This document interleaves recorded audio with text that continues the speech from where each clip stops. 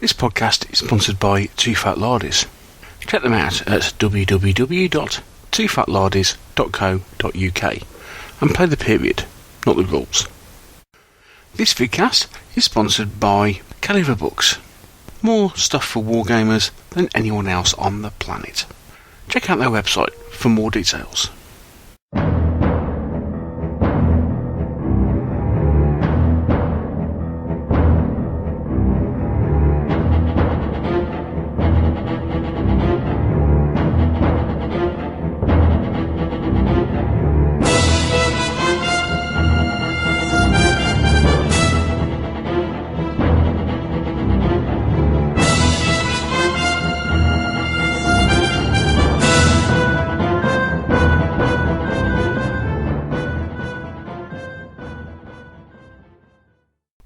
Hello, welcome to another episode of the Meeples and Miniatures Miniature Review Show with me, your host Neil Shuck. On today's show we're looking at a recent release from Conquest Games, a company that might be new to some of you. These are their 28mm Plastic Norman Infantry. Now these have actually been fairly long awaited. Conquest Games came out with a set of Plastic Norman Knights a while ago now, which are fantastic, and I am hoping to put together a review of those really soon, so look out for those. But these are the companion set to that particular set of mounted knights. These are the infantry. Of immediate note, as you'll see with this particular set, you've got 44 figures in this box, so jam-packed full of minis. Quite interesting box art. This has been done by Andrea Modesti. I'm not altogether convinced, to be honest. It's quite stylised, especially when you compare it to some of the other box sets that are around, but it does the job. Quick look at what's on the back, and there you see a production shot of some of the things that are available. Obviously we've got a block of figures. You'll notice there are some command figures, and then finally a couple of casualties, and obviously we'll come on to those later. So let's have a look at what you get in the box. And first off, you get 8 of these particular sprues. Now these are the sprues that make up the majority of the minis in the box.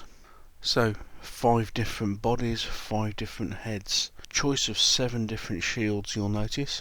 So you've got 5 kite shields, but also a couple of round shields as well. And the other thing that's also worthy of note is that you've only actually got 3 arms with spears. You got a couple of axes. Now these will be double-handed axes, and you got 1 sword.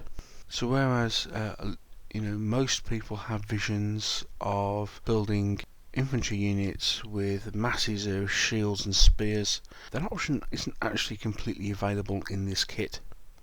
You're going to have several troops armed with swords, perhaps a few armed with axes.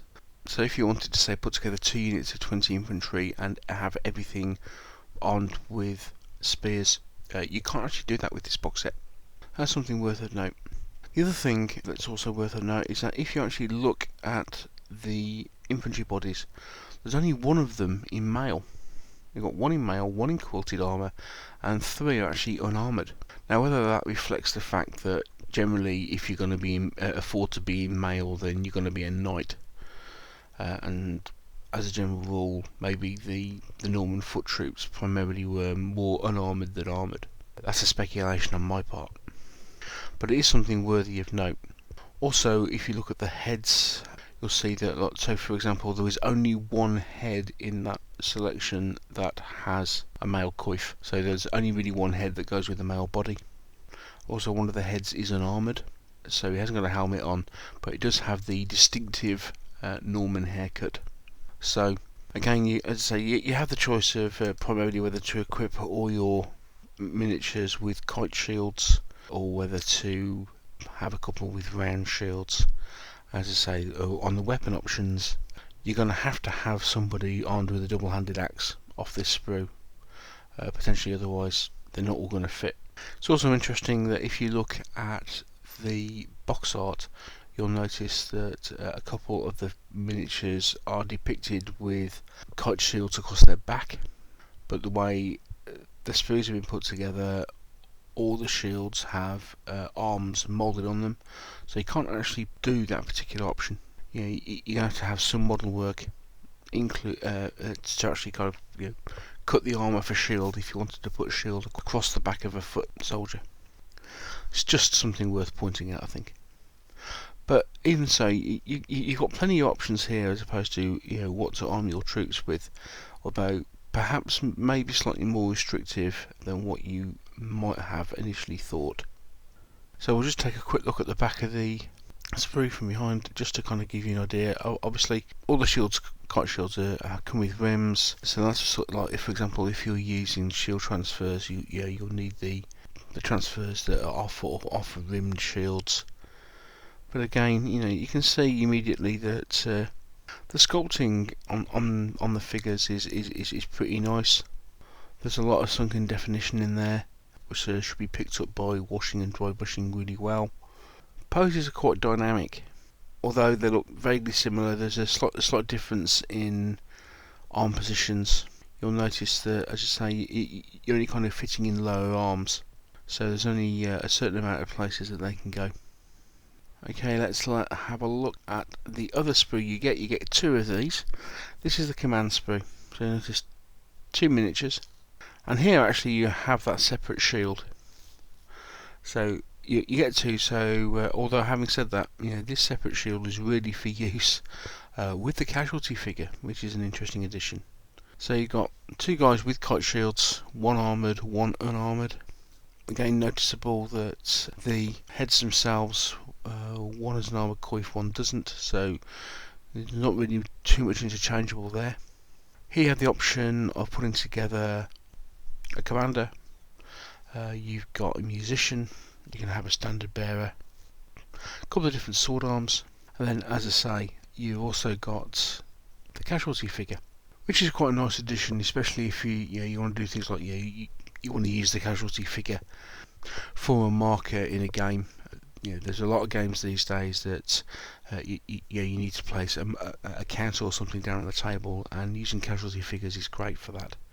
Whether it's something like a fatigue marker in Saga or something in Hellseas or that sort of thing, there are several games that use that sort of mechanic. So having casualty figures on the sprues is a nice little touch. Again, let's have a quick look at the back, and again you'll see sculpting definition, especially on the chainmail, looks really nice. So finally we'll see a few of these made up. This is the command sprue. I've just made it up with a commander and a standard bearer. One thing I did find when putting this together is that there's only really one sword arm that works with that commander figure. So this, with a kind of like pointing sword, it only really kind of fits in one pose. So although they potentially look like they're multi-pose, not really. The standard bearer figure is a little bit more versatile.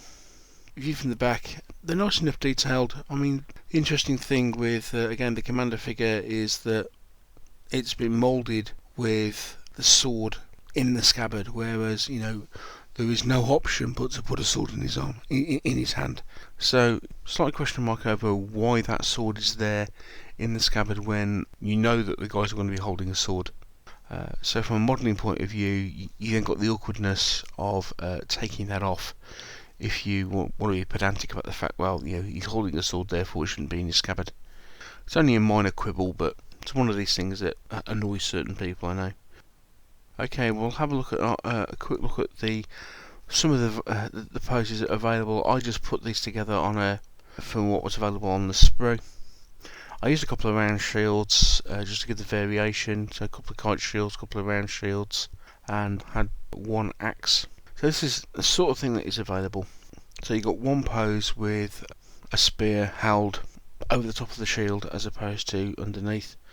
And whilst the poses are quite dynamic, I'm not quite sure how well this would fit in looking in a shield wall, for example. In some ways they're probably a little bit better suited to a skirmish game, like something like Saga, for example. Just from the pose, nothing more than that. The figures are fairly dynamic, look okay. I think you can tell from my tone, I'm not 100% convinced on these, it has to be said. Yeah, they're nice enough and they fit well together. I just potentially would have expected some of the poses to be maybe a little bit more upright than they are. The facial detail is perfectly fine, and they look nice enough. Here's a close-up of the guy in chainmail, and you'll see, again, the chainmail is pretty well defined. So by the time you put a wash and a dry brush on that, I think that will look okay. So that's kind of the selection of stuff you have available for you from the sprues. Obviously, these also come with a set of square bases. The standard Venetra square bases. Obviously, they're pretty well based themselves, so you can use these to put these on round bases or what have you, as you see fit. So, whilst I find the range of poses and the range of weapons in this particular box set, to be perfectly honest, slightly disappointing. I suppose if you compare it to a range of miniatures, for example, all my Norman Infantry I got from Crusader, and maybe that gives you a slightly unrealistic requirement or thinking about what your Norman Infantry might look like. You get a lot more unarmoured troops in this box set, and not everybody can be spear armed. Probably a lot more swords and axes than what you might anticipate. So yes, it's a useful box, but perhaps might have been made a little bit more useful, certainly if you had a couple more options available. I mean, we've seen with other box sets that there are more weapon options available than the number of bodies on the sprue, which gives people the choice of what they do. With particular minis, this isn't the case with this box set. When it comes down to it, each particular sprue, you probably have one more weapon than what you require, and that's an axe. So slightly limiting on that front. But having said that, when it comes down to it, I mean, we're looking price here, it's £20 for 44 figures, so less than 50p a piece. And there's no way you can get that sort of value available in any other way for Norman. So if you wanted to put together a couple of big units of Norman figures, then this is one of the ways to go for the least amount of price. Now, these are available from the Conquest Games website, but they're also, as with most plastic kits, they're becoming freely available at a lot of plastics retailers. So hopefully within the next few months you should be able to find these freely available from your local toy retailer as well as off the Conquest Games website. It's worth noting, no archers, no crossbowmen. I mean, obviously they're particular poses which don't really fit in well with kind of a multi-pose kind of standard infantry pack, if you like. So really probably wouldn't expect them to see them in this particular box set. So that's the new Plastic Norman Infantry box set from Conquest Games. All things considered, I'd probably give it a qualified recommendation. I mean, I'd certainly find them useful in Saga, especially as I'm currently building a Breton army.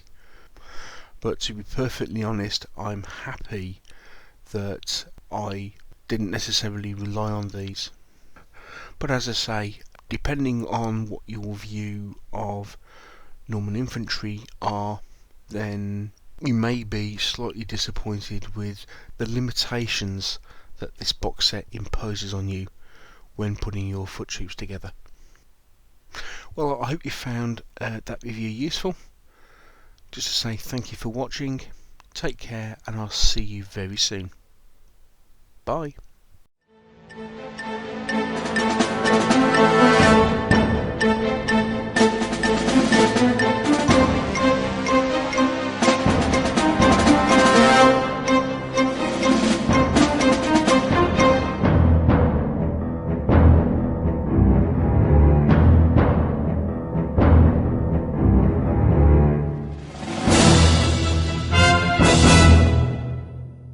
This vidcast is sponsored by Coat Arms Paints, the #1 source for all your model painting needs. Check out their website for more details. This vidcast is sponsored by Wargame Soldiers and Strategy magazine. Check out their website at www.wssmagazine.com.